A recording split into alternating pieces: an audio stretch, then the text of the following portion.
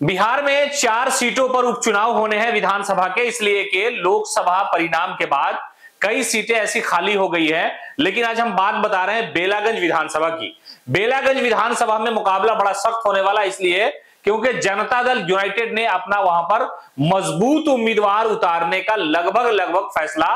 कर लिया है। यानी जेडीयू और आरजेडी के उम्मीदवार के दरमियान वहां मुकाबला होगा। इसलिए कि बेलागंज की जो सीट है वो इसलिए खाली हुई क्योंकि आरजेडी के Surendra Yadav member of parliament हो गए जहानाबाद लोकसभा से। वो वहां से विधायक हुआ करते थे और मंत्री भी थे, लेकिन अब वो अपने बेटे विश्वनाथ को वहां से चुनावी मैदान में उतारने की तैयारी में है। लेकिन जनता दल यूनाइटेड यानी एनडीए ने भी पूरी तरह से अपनी कमर कस ली है और वहां पर मनोरमा देवी को चुनावी मैदान में उतारा जाएगा। बिंदी यादव की पत्नी है मनोरमा देवी, सियासी तौर पर उनका एक बड़ा वर्चस्व है और यह कहा जा रहा है कि वो उस इलाके में लोकप्रिय ज्यादा है। इसलिए संभावना यह है कि वहां पर जनता दल यूनाइटेड के उम्मीदवार को कामयाबी हाथ लग सकती है। आप जानते हैं कि बिंदी यादव और मनोरमा देवी की जो पुत्र है रॉकी यादव, कई बार उनको लेकर के कई तरह के सवाल जो है उनके विपक्ष के लोगों ने खड़े किए, वो जेल भी गए थे। लेकिन यह कहा जा रहा है कि चुनावी मैदान में दो पुत्र हैं, दो पुत्र यानी एक तरफ सुरेंद्र यादव के पुत्र विश्वनाथ यादव है,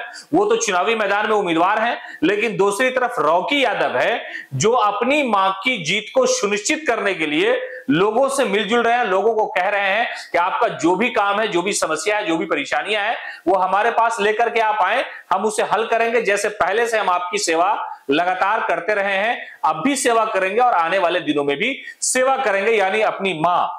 मनोरमा देवी के लिए सियासी तौर पर वो लोगों से लगातार मिलजुल रहे हैं, लोगों से मुलाकात उनकी हो भी रही है। रॉकी यादव एक तरह से कहा यह जा रहा है कि मां की जीत जो है यकीनी बनाने के लिए वो पूरी कोशिश कर रहे हैं और उनका जो प्रयास है, उनके कार्यकर्ता, उनके नेताओं और उनके करीबी लोगों का कहना है उनका प्रयास सार्थक होता नजर आ रहा है कि यहां पर मनोरमा देवी बड़ी लोकप्रिय है और हो सकता है कि यहां पर वो चुनाव जीत भी जाए। मनोरमा देवी एमएलसी रह चुकी जनता दल यूनाइटेड की कद्दावर नेत्री हैं और उनके पति जो है वो भी नेता थे। लेकिन वहां पर जो सियासी हालात है, जो उपचुनाव होने हैं, वो एक तरह से समझिए कि पूरे बिहार में एक नए अलग तरह का सियासी संदेश जा सकता है वहां के चुनावी परिणाम को। इसलिए कि जो उपचुनाव होते हैं वो कहा जाता है कि आने वाले जो आम चुनाव होते हैं, चाहे वो लोकसभा के हो या विधानसभा के हो, उसका एक संदेश होता है, उसकी एक झांकी और बांगी होती है। तो कहा यह जा रहा है कि मनोरमा देवी वहां स्थिति उनकी बड़ी मजबूत लग रही है और यह कहा जा रहा है कि रॉकी यादव ने एक तरह से पूरा जो चुनावी कैंपेन है, लोगों से